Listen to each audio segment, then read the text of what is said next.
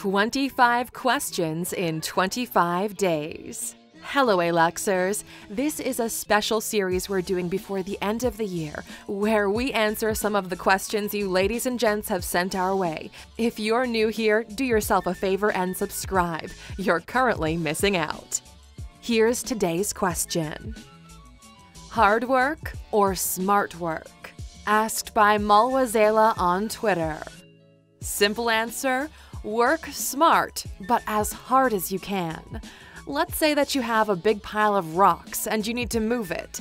You can carry the rocks one by one, but that'll quickly lead to exhaustion and will probably take a toll on your body, especially if the rocks are too big and there are too many.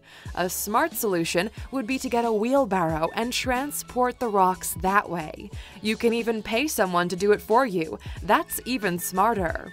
Or you could build a convoluted mechanism based on mathematical equations to move the rocks without you having to lift a finger. Well, you get the point. When the term hard work comes to mind, most people think of someone giving their blood, sweat, and tears for their patron and coming home at the end of the day completely exhausted.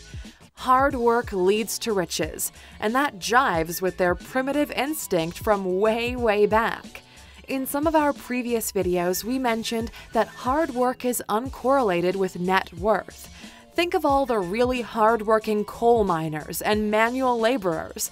Most of them should already be millionaires judging by how hard they work, but they're not.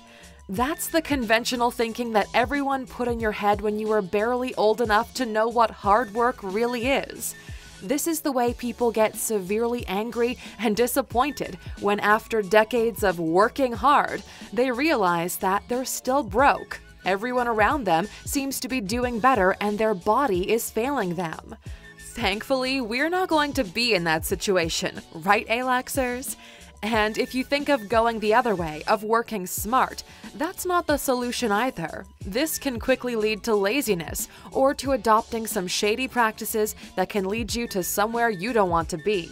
Remember last year when cryptocurrencies kept popping up out of nowhere and people were investing in them and then the people behind them suddenly closed up shop and disappeared? Well, just don't. Money, comfort, respect, recognition, and appreciation. These are all the things that most people want. The trouble is, they go about it the wrong way. The best way to do it is a combination of both of these. Abraham Lincoln said, "Give me 6 hours to chop down a tree and I'll spend the first 4 sharpening the axe." Almost every successful person combined smart work with hard work to get to the place he or she wanted to go. Even though it may seem like they're just chilling out and getting paid for what seems like nothing, they did crazy amounts of work at the beginning without a doubt.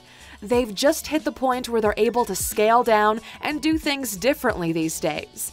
Even the 4-hour workweek man, Tim Ferriss, worked like crazy for years, and even now he keeps a tight and quite long daily schedule. Sure, there are 1 in a million exceptions, but don't necessarily think of yourself as being one. You know, just in the off chance you're not, you can think of yourself as amazing, phenomenal, the greatest, and any other superlatives, but not special. Keep a clear head and an optimistic attitude. And just to leave you with some tips. 1. Plan your day in advance. A ship without coordinates will be lost at sea. 2. Not just for your day, but have a plan or a strategy on how you're going to tackle your week and your month. 3. Set boundaries with your family, friends, and others. Tell them when you can and can't be reached. Don't be available for anyone at any time. 4. Time yourself.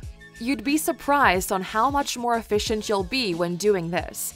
Using the Pomodoro technique works really well. 25 minutes of work and 5 minutes of break. Or you can use the Pomodoro technique on steroids. 90 minutes of work and then a little break. 5. Use tools to help you with your work. Apps, widgets, gadgets, anything that can bring your effectiveness up. And 6. Enjoy the process.